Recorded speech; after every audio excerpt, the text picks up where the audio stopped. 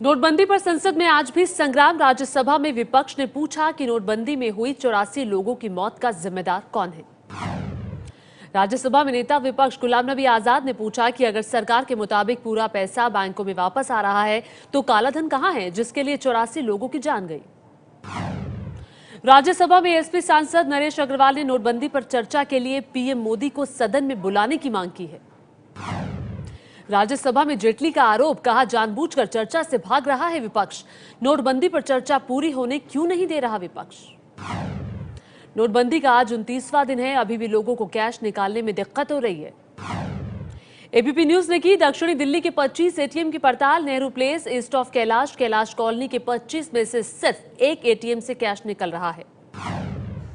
मुंबई में भी कई जगह एटीएम में कैश होने की एबीपी न्यूज की टीम ने पड़ताल की है। 25 में से सिर्फ 3 एटीएम ही कैश देते दिखे। जयपुर के जवाहर नगर, आदर्श नगर, राजा पार्क के 25 एटीएम में कैश की पड़ताल, सिर्फ 2 एटीएम खुले मिले। मेरठ के गढ़ रोड पर इलाहाबाद बैंक के बाहर कैश के लिए सैकड़ों लोग लाइन में खड़े हैं। बैंक के मुताबिक टोकन वालों को ही कैश मिलेगा, बाकी लोग परेशान हैं। यूपी के मुरादाबाद में एसबीआई बैंक के बाहर कैश के लिए लाइन में लगे वरिष्ठ नागरिक परेशान। बैंक 2000 से ज्यादा का कैश नहीं दे रहा है। रिजर्व बैंक आज रेपो रेट में 1/4 से आधे फीसदी तक की कटौती कर सकता है। आपकी ईएमआई भी कम हो सकती है। वित्त मंत्रालय के मुताबिक नोटबंदी के बाद से अब तक करीब 2000 करोड़ की अघोषित आय का खुलासा हुआ है। नोटबंदी के बाद पुराने जितने नोट 30 दिसंबर तक बैंकों में नहीं लौटेंगे, उतनी कीमत की रकम सरकारी खजाने में जमा कराने को अध्यादेश ला सकती है सरकार। बिहार के गया में रेल पुलिस ने रांची पटना जनशताब्दी ट्रेन में लावारिस बैग से 35 लाख रुपए के 500 पुराने नोट बरामद किए। पुलिस को 14 बोतल विदेशी शराब भी मिली है। एमपी के सागर में किन्नरों ने केंद्र सरकार पर भेदभाव का आरोप लगाकर इच्छा मृत्यु की मांग की। पूछा है कि विवाहित महिलाओं, लड़कियों और पुरुषों को सोना रखने की लिमिट बताई, उन्हें क्यों नहीं बताई। पश्चिम बंगाल के रानीगंज से बीजेपी नेता मनीष शर्मा 33 लाख कैश के साथ गिरफ्तार हुए। 2000 के नए नोटों में था सारा पैसा। नोटबंदी से पंजाब पुलिस के कर्मचारी भी परेशान दिखे। वेतन लेने के लिए बैंकों में घंटों लाइन में खड़े होने के बावजूद नहीं मिल रहा है पैसा। राज्यसभा के पूर्व सदस्य और पत्रकार चो रामास्वामी का बीमारी की वजह से चेन्नई में निधन। तमिलनाडु की पूर्व सीएम जयललिता के सलाहकार भी रहे थे रामास्वामी। पीएम ने शोक जताया।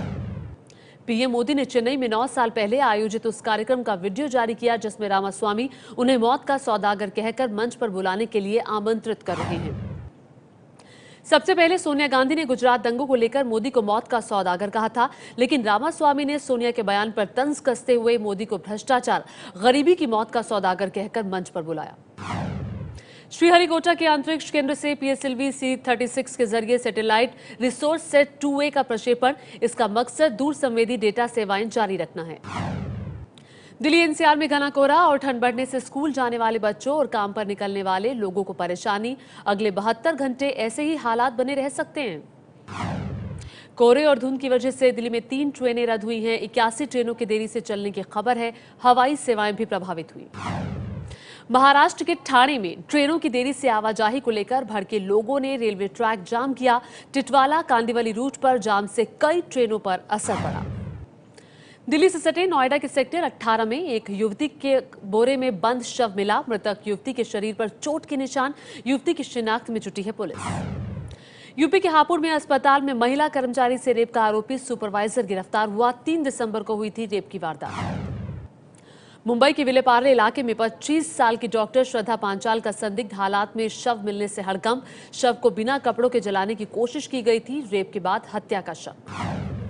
इलाहाबाद के सौराव के रहने वाले 90 साल के बुजुर्ग ब्रिजलाल और उनकी बेटी फूला देवी की बेरहमी से हत्या। हत्या की वजह साफ नहीं। इंटर कॉलेज के मैनेजर थे ब्रिजलाल। बाराबंकी शहर के घंटाकर बाजार में 2 मंजिला इमारत गिरी। इमारत से 3 घायलों को बाहर निकाला गया। 2 की हालत नाजुक है। 6 दिन के आराम के बाद टीम इंडिया ने मुंबई में अभ्यास किया। इंग्लैंड से चौथा टेस्ट कल से शुरू होगा। 5 टेस्ट की सीरीज में भारत 2-0 से आगे है। पैर में सूजन और दर्द की शिकायत के बाद मुंबई के लीलावती अस्पताल में भर्ती हुए अभिनेता दिलीप कुमार की तबीयत में सुधार। 11 दिसंबर को दिलीप कुमार का 94वां जन्मदिन।